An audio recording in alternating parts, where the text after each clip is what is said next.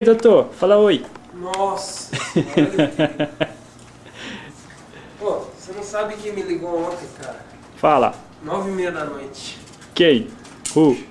Chuta. Corinthians perdeu de 1 a 0. Que é isso, meu banho?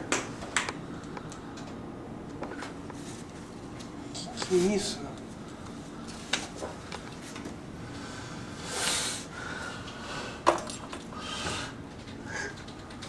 Pô, eu não acredito. Quem fez isso, cara? Chuta. O Piva mandou. Quem foi o corno que imprimiu, mano, e colocou aí? Chuta. Franco. Básico. Foi ele, cara. Você acredita? O cara teve a manha de me ligar às 9h30 da noite. Pois é, não. Porra, você não tem o que fazer lá não, velho? Ele, não, mas eu não podia deixar de ligar, né?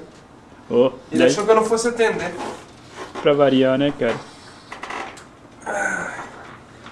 Puta, eu não acredito.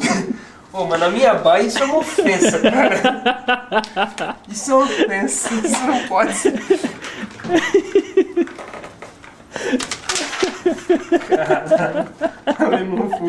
Ele mandou você trazer a câmera, isso, pra ver minha reação? Na verdade coincidiu, cara. Eu trazer a câmera com o Pipa. Nossa, ele fez uma montagem, cara. Que maldito. E aí? Alguma coisa a declarar? Olha. Alguma coisa a declarar pro... Vai ter volta. Vai ter volta. Fazer a alegria dele. Ai. Daí, cara, nosso primeiro post. Nossa, que absurdo. É. Puta, ele montou, cara. Olha, ele pegou várias. Que sacana. Olha isso. É. Agora deixa eu ver o e-mail. Com certeza. É. Agora o cara ter mandado cópia pra você e falar de imprime e cola na baia dele. No mínimo. Foi isso? Foi.